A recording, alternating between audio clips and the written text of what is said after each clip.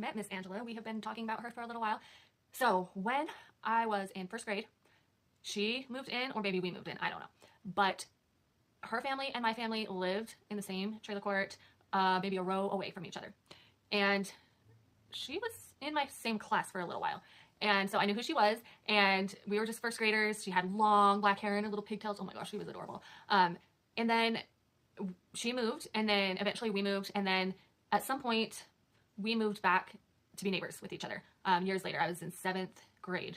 I was in eighth grade, and she lived like two over from us, and she was living with her sister and nieces and nephews, and I was just living with my family, and we would walk to school every morning side by. Well, first she would walk on one side of the street, and I walked on the other side of the street, and I thought it was her from first grade, but I wasn't sure.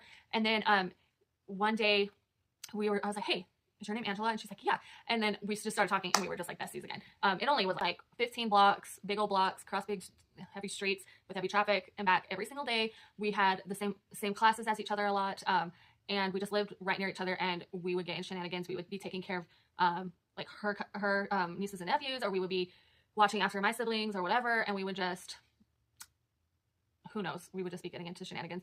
We were left unattended or unsupervised at some points as we were getting older, and so we really got on the river trail from our high school all the way to my house, and it was a long way. It was several miles every day, and she'd stay the night even on school nights sometimes, and we would walk to school and back on the river trail, and it was always an adventure. On the way home, we had lots of friends with us, and some of the friends had cigarettes or whatever with them and would do whatever they wanted to do. I had no idea where they got them, or they just do their thing. And we would walk, and we would stop at 7-Eleven, and we would see this homeless man all the time, and we named him Bob. He might have told us his name was Bob, but either way, he was called Bob. And sometimes if we had any change left over, we would pitch in and buy him like a hot dog or drink or something.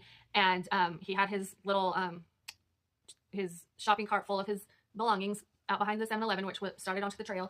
And sometimes we would find shopping carts from the grocery store, and we would all pile in them, and some of us would push or whatever, and we would just go crazy on the little river trail, pushing our shopping carts with everyone inside. We'd have our Slurpees, and someone would be underneath on the bottom, and our Slurpees would tip over and get on their hair or whatever, and we'd be like, just buffoonery. Straight shenanigans, straight chaos Muppets. We were just causing problems everywhere. And then once we would get to the specific bridge, I had a friend and her stepsister. We would say goodbye, and